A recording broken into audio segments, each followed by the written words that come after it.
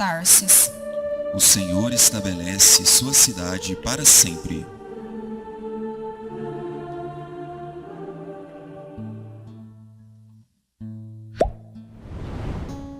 Aleluia, aleluia, aleluia,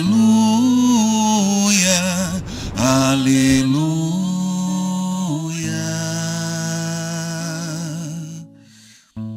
Oxalá ouvisseis hoje sua voz.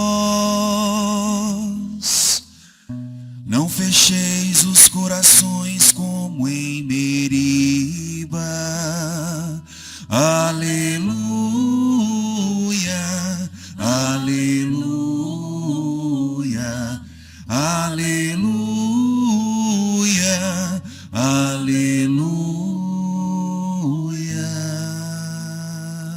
O Senhor esteja convosco. Ele está no meio de nós. Proclamação do Evangelho de Jesus Cristo segundo Mateus. Glória a vós, Senhor.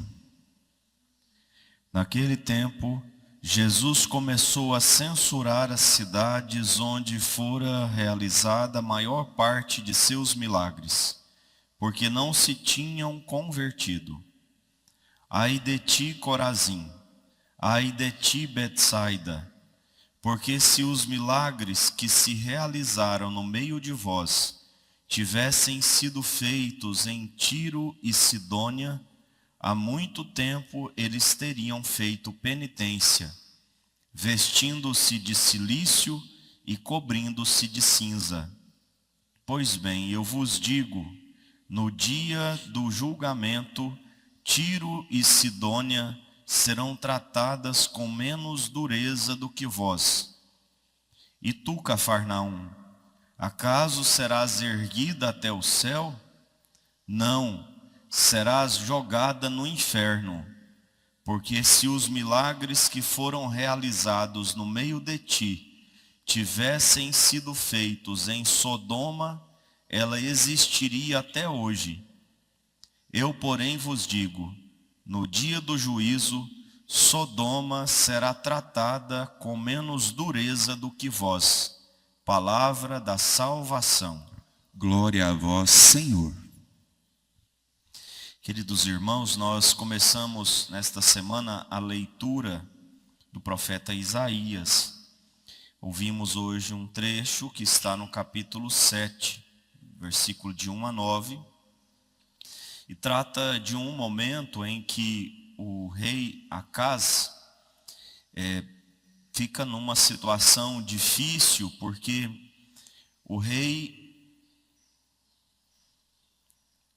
de Israel, junto com o rei da Síria, se unem forças contra a Assíria, que é um reino que estava tomando várias cidades, que estava crescendo como uma superpotência naquela época. Então, o rei de Israel e o rei da Síria se juntam para combaterem a Assíria. Só que o rei Acaz, o rei de Judá, não entra nessa aliança, não aceita essa aliança. Então, os dois se juntam para depor o rei Acaz e colocar outro no lugar que aceite essa aliança, porque daí 3 nações poderiam se unir para atacar a Assíria. É nesse contexto que Isaías é enviado por Deus para dizer a Acaz: fica firme. Não tenha medo desses 2 pedaços de tição fumegantes. O que é um tição fumegante? É um fogo que está quase apagando, só tem fumaça. Não tem poder para queimar, é fumaça. Só que Acaz não vai escutar. Acaz, em vez de escutar, porque ele está ali praticamente cercado por esses 2 reis, com medo, tremendo como vara verde. Em outras palavras, é isso que o texto vai dizer. Então, em vez de confiar no rei de Israel, no rei de Abraão, Isaque e Jacó, em vez de confiar na promessa de Deus a Davi, Acaz vai procurar ajuda na Assíria, justamente aquele reino que eles queriam, que os dois outros reis queriam, ajuda para combater. E ele consegue a ajuda da Assíria, só que se torna vassalo da Assíria, né, pagando tributos e tudo mais. Ele não escuta o profeta Isaías. Então o profeta vai dizer: confia em Deus, fica firme, porque se você não ficar firme, está lá no finalzinho, de resto, se não confiardes, não podereis manter-vos firmes. Ele não confia, ele não se mantém firme, portanto, acontece grandes tragédias por causa do seu pecado. Bom, ele já havia cometido vários pecados, foi um dos piores reis de Israel, né, que tinha permitido em Israel idolatrias e tudo mais. Esse foi mais um dos seus pecados, e por causa disso, claro, o seu reino vai desabar.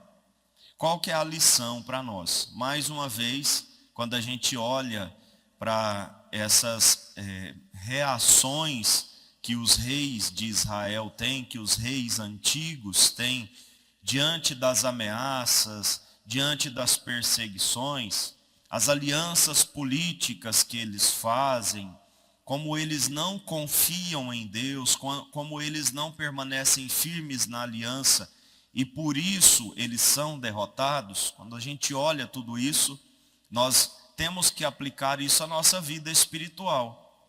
Muitas vezes as pessoas vêm ao confessionário pedir uma orientação, pedir uma ajuda, e a gente dá. Olha, reza o terço, vá à missa todo dia, faça a adoração, confia em Deus, fique em silêncio, espera que essas coisas vão se resolver, né? Confie em Deus, espere o tempo de Deus. A pessoa escuta, mas não faz isso.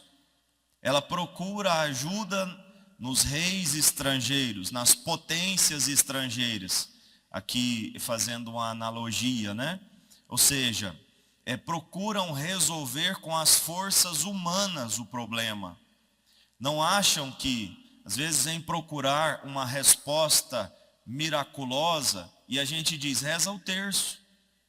E a pessoa não se conforma com isso. É muito pouco confiar num terço. É muito pouco esperar o tempo de Deus. Né? Parece que é uma resposta frágil demais. Essa que Isaías deu para Acaz e essa que os padres dão para os fiéis no confessionário. Rezar o terço, fazer adoração, confessar com frequência, ir à Santa Missa, ler a Bíblia, ler a história dos santos, permanecer firme no Senhor. Com o tempo as coisas vão se resolver. Com o tempo o milagre vai acontecer. Esse milagre que você espera vai acontecer de outra maneira, mas vai acontecer. A pessoa não escuta, o fiel não se contenta com aquela resposta, entre aspas, simples, e procura ajuda nas potências estrangeiras. Ou vai na benzedeira, ou muda de religião, ou vai, sei lá, ler cartas, ou procura ajuda financeira, procura ajuda em questões financeiras, em questões materiais, por assim dizer. Enfim, não se contentam com a resposta, confia em Deus e espera em Deus. É isso. E aí o que acontece? Caem. Né? Não funciona aquela estratégia de fazer aquilo que estava na cabeça, de fazer aquilo que a amiga sugeriu, de fazer aquilo que viu na internet, de procurar resolver o problema com as próprias forças. A gente fala para silenciar, a pessoa fala, a pessoa conversa. A gente diz para a pessoa rezar e a pessoa não reza. E assim tombam, e assim caem. Então nós temos que aprender com os erros desses reis. Eles deixam uma nação inteira cair porque confiam mais na força dos cavalos, na força das alianças políticas, do que na fidelidade a Deus, na fidelidade à aliança. A gente precisa ser fiel à aliança, manter-nos fiéis aos mandamentos. Nós precisamos nos manter fiéis à oração diária, manter-nos fiéis aos sacramentos. Mesmo que pareça pouco aos olhos humanos, é isso que vai nos segurar diante da tribulação, diante dos cercos que vão armar contra nós. No Evangelho, Jesus repreende a cidade Corazim, a cidade Betsaida, dizendo que se os milagres que ele realizou ali, ele realizou muitos milagres, o próprio Evangelho vai dizer, a maior parte dos milagres, se os milagres que ele realizou ali tivessem sido realizados nas piores cidades, como Sodoma e Gomorra, essas cidades teriam se convertido.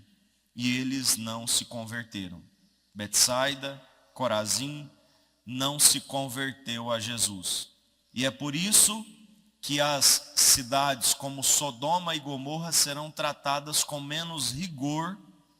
Nós sabemos que elas foram destruídas com menos rigor do que Corazim e Betsaida. Como que nós aplicamos isso também na nossa vida espiritual? Às vezes a gente acha que temos poucos motivos para crer, porque nós não vemos muitos milagres acontecerem. Nós não vemos assim Jesus andar sobre as águas hoje em dia.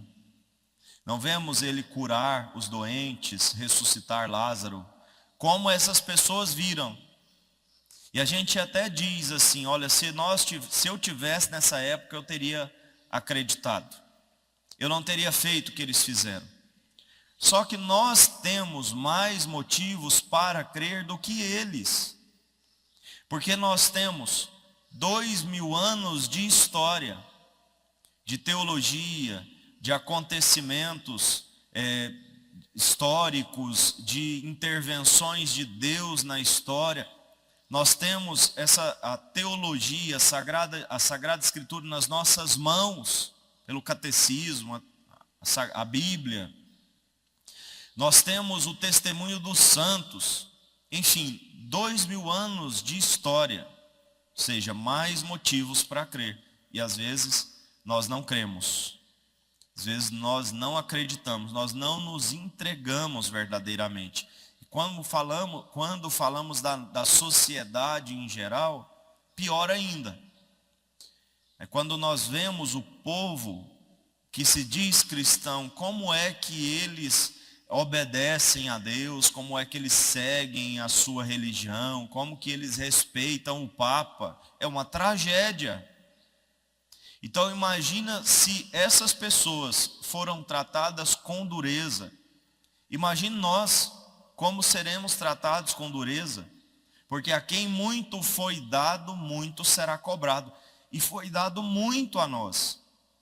Muito. Nós não temos motivos para não crer. Nós temos motivos para crer. Basta a gente abrir os olhos, basta a gente ser humilde, basta nós sermos sinceros, basta a gente ser coerente. Nós vamos ver motivos para nos submeter, para obedecer, para aderir à doutrina da igreja, aos mandamentos, à palavra de Deus. Então vamos pedir ao Senhor misericórdia nesse dia, que Ele abra os nossos olhos e que a gente tome consciência da gravidade dos nossos pecados, da nossa rejeição, da gravidade da nossa incoerência cristã, porque isso nós vamos pagar um preço muito alto se nós não nos convertermos a tempo. Vamos pedir essa graça ao Senhor, que Ele tenha misericórdia de nós, abra os nossos olhos e que a gente se submeta definitivamente à palavra de Deus, aos mandamentos do Senhor, à vontade de Deus em nossas vidas. Louvado seja o nosso Senhor Jesus Cristo. Para sempre seja louvado.